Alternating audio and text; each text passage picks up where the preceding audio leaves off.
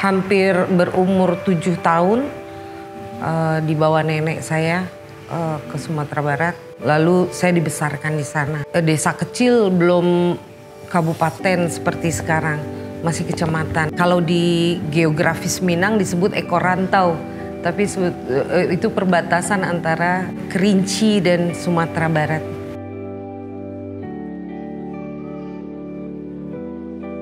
Yang pertama diajarkan atau dididik itu adalah menyanyi, menari gitu. Tapi itu kemudian ketika saya SD itu saya selalu menjadi bagian dari tim kesenian gitu ya di sekolahan itu. Ada pentas, apa, perayaan gitu. Seperti menyenangkan gitu. Padahal saya di TK dulu guru saya pernah cubit puser saya nggak ngerti-ngerti gitu menari itu.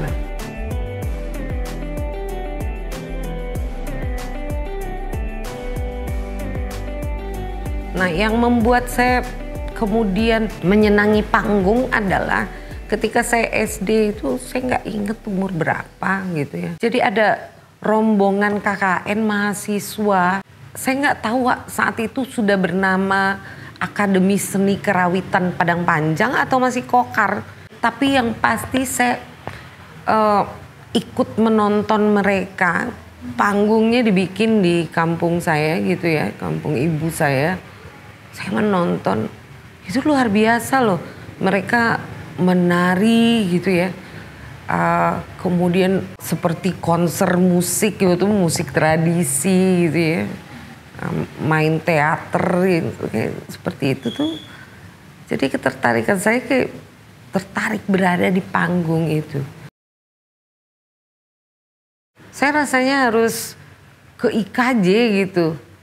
Dari mana saya tahu? Karena di dalam proses belajar saya 4 tahun, itu guru saya sebagai koreografer, nama beliau adalah Zuriati Zubir, diundang ke Pekan Penata Tari Muda, ya DKJ di Taman Ismail Marzuki.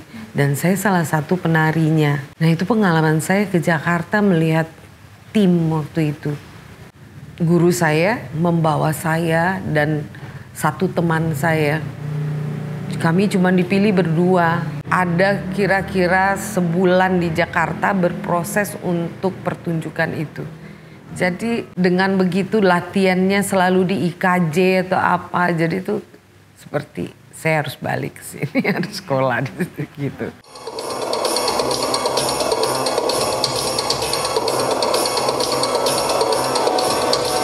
Inspirasi atau gagasan karya atau apa ya isu yang dibawa itu biasanya tuh selalu datang sangat subjektif dari persoalan sendiri gitu. Tapi kemudian tentu saja saya harus menguji itu gitu. Apakah itu cuma perasaan saya gitu? Atau memang dirasakan orang lain juga? Yang sedang saya pikirkan ini hal yang menarik gak bagi mereka, itu satu. Yang kedua, mereka punya pemikiran apa tentang itu gitu.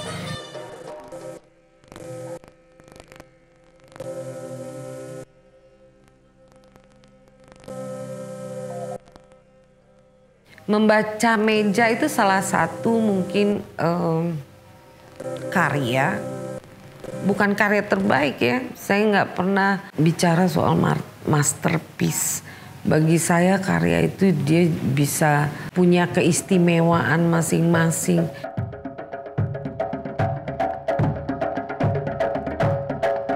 Ini proses awal yang saya sangat hati-hati dan mengharapkan orang bisa melihat saya berbeda gitu. Ada pretensi gitu. Walaupun secara isu saya menarik, karya ini menarik gitu. Dulu saya tinggal di kampung itu. Jadi nenek saya itu adalah bidan, seorang bidan, didikan Belanda. Jadi itu kayak disiplin luar biasa, semua tertata. Makan di meja, kita makan tuh bukan di atas tikar. Walaupun di kampung, meja panjang. Jadi ruang makan tuh kakek saya tuh besar sekali, ada dapur besar.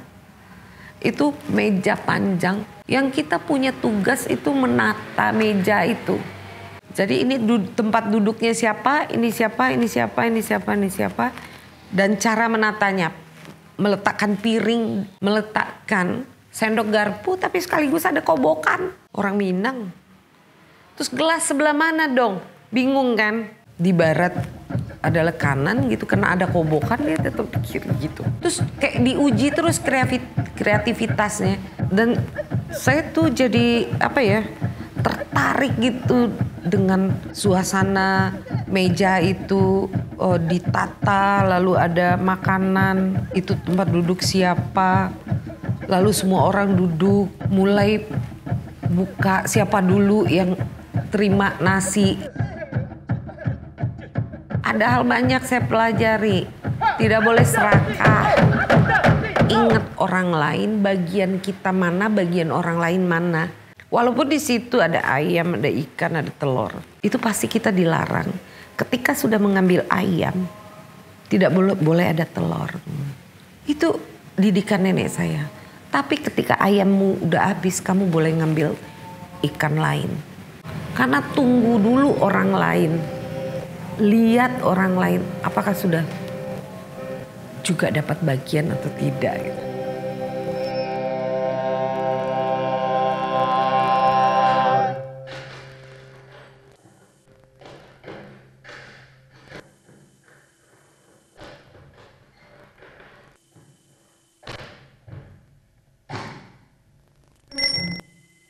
Karya sendiri gitu ya, dipentaskan di gedung pertunjukan, tapi kemudian ini ada karya yang memang bicara soal hal lain atau bentuknya pun berbeda gitu ya, untuk event olahraga gitu atau event-event seperti MTQ gitu.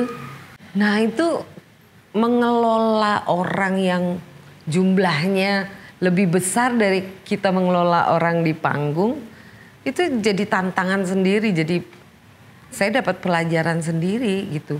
Kemudian kebutuhannya ini bukan panggung gitu ya.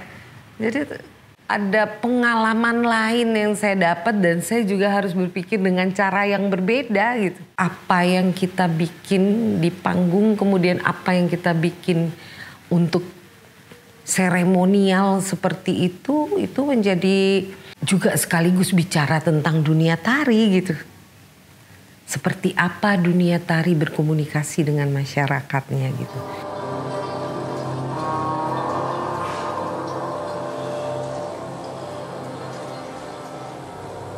Kontemporer itu kan bicara soal bagaimana pola pikir, sikap, atau melihat, sekaligus isunya. Jadi sesuatu yang memang ada di kepala. Jadi bukan persoalan tubuh yang utamanya. Beda dengan era modern dance, utamanya adalah tubuh. Bagaimana menemukan teknik baru, bagaimana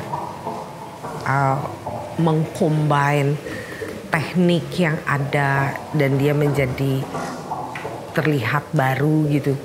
Nah kontemporer itu semua bicara soal pola pikir, kepala, konsep, melihat apa yang ada hari ini, kenyataan yang hari ini gitu. Nah itu tubuh menjadi objek kedua.